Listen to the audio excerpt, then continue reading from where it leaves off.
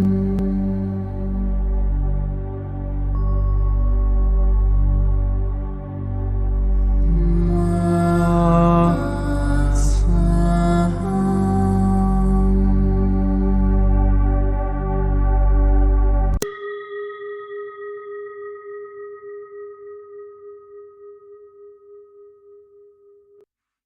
qui suit est la transcription d'un échange entre Mathias de Stefano, désigné ici comme moi, et son soi supérieur désigné comme je suis.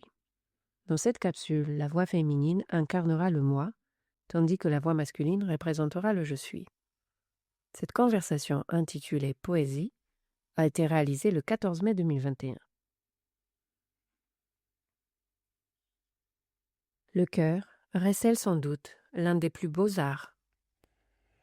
N'en doute pas un instant, c'est l'un de ces arts que tout le monde connaît et pourtant une large mesure ignore. Lequel? Les notes d'une chanson pourraient-elles s'échapper de mes lèvres sans fioriture pour exprimer la vérité de mon corps? La poésie? La poésie. Ce sera difficile à traduire en 2 langues. Rien n'est impossible. Bon, je comprends que la poésie soit liée au cœur, c'est peut-être l'un des arts les plus subtils, les plus romantiques. Du moins le monde le reconnaît comme tel. Quand on dit poésie, la première chose qui nous vient à l'esprit est l'idée du romantisme, d'exprimer ses émotions à un partenaire. Dans la culture actuelle, elle est associée à l'amour. Mais sache que ce n'est pas le cas. La poésie est la musique des mots, pour laquelle tu n'as pas besoin d'instruments. Si ce n'était pensé, tes émotions et ta voix. La poésie est une forme chantée de réciter les faits de la vie, les exploits des héros, de raconter les histoires des gens, de décrire les situations courantes d'une manière profonde. Souviens-toi que le romantisme est apparu dans l'histoire au XVIIIe siècle comme une façon de décrire la vie mondaine et naturelle des cultures issues de Rome, à travers l'art de la peinture, de la musique, de l'architecture et de la poésie. La description de la vie, l'amour de la nature, a séduit les gens par une façon de voir le monde qui s'est peu à peu réduite à la magie du moment de bonheur, à l'état de rêverie dans lequel on se trouve quand on tombe amoureux. C'est pour cette raison que la culture populaire a vu la poésie comme une forme d'évasion vers l'amour, la reliant uniquement au terme romantique des couples. Mais c'est là que tu vas briser la magie, n'est-ce pas? Et je ne fais que commencer. La poésie n'est pas née avec le romantisme, même si elle s'est complexifiée à partir de cette époque. Elle trouve ses origines bien plus loin dans le temps, dans les premières cultures totémiques, où le mot était utilisé comme moyen d'expression. Les magiciens, les sorciers, les sorcières. Mais je ne parle pas de ceux du Moyen-Âge, mais de ceux du monde antique, avant l'Égypte et la Mésopotamie, où le mot était utilisé comme une forme d'intention, et où l'on découvrit son pouvoir dans la concrétisation des idées en matière. Des sortilèges. Mantre, vers, incantation, sortilège, prière, phrases qui cherchaient à rendre visible l'invisible, l'alchimie du verbe. Ainsi, des vers sont apparus qui décrivaient les intentions et les outils à utiliser. Abracadabra, patte de chèvre, comme le dit le dicton populaire sur le ton de la plaisanterie, hocus pocus. Le mot abracadabra vient de l'araméen abra kedavra, qui signifie « je crée tel que je parle ». Le pouvoir du verbe créateur. Cette ancienne incantation était une sorte d'amen, qu'il en soit ainsi, pour les anciens qui a fini par faire partie de confréries telles que l'Aknos. Son intention était de montrer clairement que le mot était créateur et que manifester un désir, une volonté par le verbe pouvait le concrétiser. Cependant, la magie n'était pas si simple. Ça devait être compliqué. Comme nous le voyons depuis longtemps, la réalité se compose d'une trinité sacrée appelée vibration, énergie et matière. La matière ne peut exister que par l'échange d'énergie, et l'énergie ne se déplace que par la vibration des ondes qui composent les constantes du temps et de l'espace. Autrement dit, pour qu'une chose devienne réelle, elle doit être en accord, en cohérence et en résonance avec son énergie et sa vibration.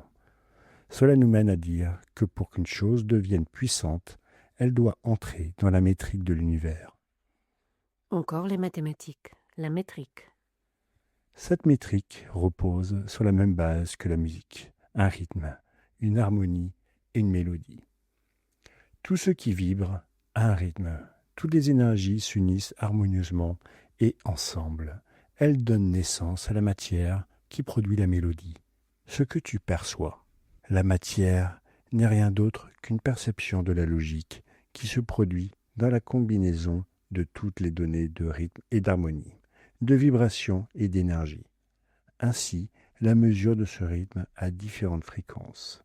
La mesure de cette énergie en vibration et la mesure de cette matière en quantité, c'est ce qui détermine une réalité spécifique. Tout cela pour te dire que si tu veux manifester une réalité, tu dois t'aligner sur la métrique de l'énergie et de la vibration qui sont disponibles pour y parvenir. Et comment fait-on? En faisant entrer le mot dans la métrique de la vibration de l'espace et du temps, en éveillant dans ces ondes l'énergie qui mobilise l'action. Et concrètement, cela donnerait? La poésie, tout comme la musique, comporte le rythme, l'harmonie et la mélodie. La sainte trinité du verbe est le vers, la strophe et le poème. Le vers est la phrase initiale qui marquera le rythme de tout ce qui est écrit ou dit. La strophe est l'ensemble de vers qui, bien qu'ils comportent des mots différents, s'adaptent à la même mesure et au même rythme que le vers initial, constituant ainsi l'harmonie, à l'instar de l'accord en musique. Et ensemble, ils forment le poème, la mélodie du verbe, le sens, l'âme, la construction du sujet. Donc la poésie est la manière dont les alchimistes de l'Antiquité alignaient la matière selon la vibration et l'énergie de l'environnement pour la modifier. C'est pourquoi les sortilèges sont des rythmes, c'est-à-dire qu'ils ont une rime. Et cette rime repose sur les pulsations de la fréquence. Mathématique. En termes linguistiques, le rythme ne se mesure pas aux fréquences d'une onde, mais aux syllabes d'un vers. Chaque syllabe est comme une courbure concave et une courbure convexe dans l'onde du vers, avec son pic de haute fréquence sur l'accent du dernier mot. Si le mot est aigre, accent sur la dernière syllabe, on ajoutera une syllabe supplémentaire. S'il est plat ou esdrugule, accent au milieu ou sur la première syllabe du mot, et on retirera une. Il existe des vers allant de 2 syllabes, bisyllabiques, à 8 syllabes, tous appelés vers de l'art mineur, et de 9 à 13 syllabes, tridécasyllabiques, plus un de 14 syllabes appelé alexandrin, appelé vers de l'art majeur. Cette mesure d'un vers doit se répéter dans les vers suivants pour respecter le rythme et l'harmonie, bien que leur ordre puisse varier. Malgré cette métrique, il existe des vers sonnants et d'autres vers assonants, c'est-à-dire sans rime, mais dont la métrique conserve une structure parfaite. Un poème ne doit pas nécessairement rimer, mais il doit présenter une cohérence métrique. Malgré cela, l'auteur peut s'accorder une licence métrique, c'est-à-dire produire des transformations dans les mots tels que sin-aleph, union de 2 voyelles en une seule à la fin et au début de 2 mots, avec son opposé, l'hiatus, séparation de 2 voyelles de 2 mots qui sonnent comme une unité. Puis la diérèse, ajouter un tréma à une voyelle qui créerait normalement une diphtongue, mais qui ne convient pas à la métrique. Ou son contraire, la synérèse, qui consiste à supprimer le tréma. Donc ce n'est pas simplement une question de s'asseoir pour faire rimer des mots qui se ressemblent. Il y a bien plus derrière pour que cela fonctionne. À l'époque romantique, la métrique est liée à la beauté sonore et à la lecture, mais dans l'Antiquité, elle était liée à la manifestation. C'est pourquoi, quand on pense à la magie, on se souvient souvent immédiatement de vers prononcés par des sorcières et des magiciens qui riment généralement, un chant naturalisé dans le langage parlé. À l'époque hellénistique, des incantations sont devenues des odes aux héros et aux dieux, racontant des batailles, des exploits qui n'étaient pas toujours liés à l'amour, mais aux conflits guerriers et aux tâches à accomplir par ceux qui marquaient un tournant historique devenant légende et mythe. Ainsi, une histoire chantée était beaucoup plus facile à retenir, tout comme une chanson devient entraînante grâce à son rythme et à sa mélodie. Un poème grave une histoire dans ton esprit. Pourquoi cela se produit-il? Parce que, comme nous l'avons déjà expliqué, ton cerveau interprète le monde extérieur en fonction d'impulsions rythmiques qui s'agglomèrent dans ton système neuronal par résonance. Autrement dit, si tu observes la nuit, ton cerveau associera des données similaires telles que obscurité, ombre, peur, noir, profondeur, vide, sommeil. Et pour l'assimiler, il déclenchera une réaction chimique qui produira l'émotion adéquate pour que cette information s'ancre en toi. C'est pourquoi les chansons qui parviennent à trouver la métrique parfaite, en phase avec le rythme de l'esprit, restent gravées dans ta tête, même si tu ne le souhaites pas. Il en va de même pour les idées transmises par la poésie, car son chant rythmique utilise la rime et la métrique mathématique des syllabes pour ancrer des idées dans l'esprit. C'est ce que faisaient les anciens pour hypnotiser, pour bénir ou maudire, pour jeter un sort, et qui a ensuite été utilisé pour soutenir des slogans religieux ou politiques, et à notre époque également dans l'économie et les entreprises. Des phrases qui riment ou qui ont le pouvoir de rester dans le cerveau, comme une graine dans la terre. C'est exact. La poésie n'est donc pas une simple lecture romantique, mais un puissant outil de magie et de révolution, un art de transformation des réalités, et c'est pour cela qu'elle porte ce nom. Que signifie poésie? Cela vient du mot grec poiesis, qui signifie la qualité de l'action de faire. Autrement dit, le nom lui-même nous indique que son objectif est de se mettre à faire, de passer à l'action. Le verbe grec peiein est utilisé pour désigner une action concrète, créer ou faire quelque chose.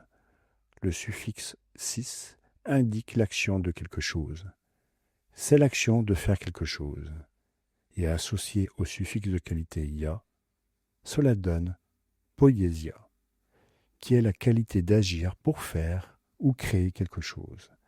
Par conséquent, la poésie est l'art de manifester le verbe, de faire en sorte que la pensée devienne verbe, et que le verbe manifeste une réalité. C'est le sort parfait. La poïèse nous amène à comprendre qu'il s'agit d'une qualité innée de l'âme, l'action de créer, de faire quelque chose qui est naturel à chacun. La nature possède la qualité fondamentale de l'autopoïèse, qui fait référence au fait qu'un organisme se fait lui-même, se construit lui-même. Contrairement aux idéologies qui postulent l'existence d'un créateur ou d'une créatrice extérieure qui nous aurait conçus, la nature nous montre, par des exemples clairs, comment c'est soi-même qui devient ce que l'on est, et comment, au fil de millions d'années, nous n'avons vu que le processus autopoïétique de l'univers se multiplie en millions, faisant de son intérieur une action qui le conduit à se créer lui-même. Waouh! La création de l'univers est la plus grande des poésies. Et c'est pourquoi tu peux créer un nouvel univers, une nouvelle réalité à travers ta poésie, si tu parviens à te créer toi-même, en découvrant le pouvoir poétique en toi, le poète qui vit en ton être, manifester l'esprit dans la matière par le mot. Je suis la poésie de l'univers. Je suis le poète de ma réalité. Tu es le Verbe en expansion, manifestation du cosmos. Dans ton esprit résonne la chanson qui fait battre ton cœur. Je suis l'enfant du vide, qui, par chance, suis arrivé dans ce monde tant désiré. Traversant l'espace et le temps, j'ai réveillé mes souvenirs. Vagabond, globe-trotteur, originaire de l'univers. Face à la grandeur de ce fleuve, reconnaissant ma vérité, je souris. Je suis l'enfant du vide, heureux d'être arrivé dans ce monde pour m'épanouir. Traversant l'espace et le temps, mes souvenirs s'éveillent et riment. Marcheur de ce monde issu de l'univers, et face au grand fleuve, je souris en voyant mon véritable rêve. Fais de tes mots les clés de la création. Que la vie fasse écho à ta grande chanson. Tu es son et chant. Tu es le manteau de mon âme. Découvre-moi dans ton lit, et j'embrasserai ta poitrine, répandant la joie à travers la poésie. Fais de tes mots les clés de tes mondes. Que ta grande chanson résonne en écho. Tu es son et chant, une corde de ma harpe. Trouve-moi au fond de ta poitrine, et je m'embraserai en toi, répandant la gloire à travers cette poésie. Je suis le gardien du cœur, Je suis le sens de la raison, car c'est moi qui bats. et c'est moi qui vis. Écris ta poésie et rédige la magie de ton monde. J'écrirai et je prononcerai les verbes qui créent mon monde. Avra Kedabra.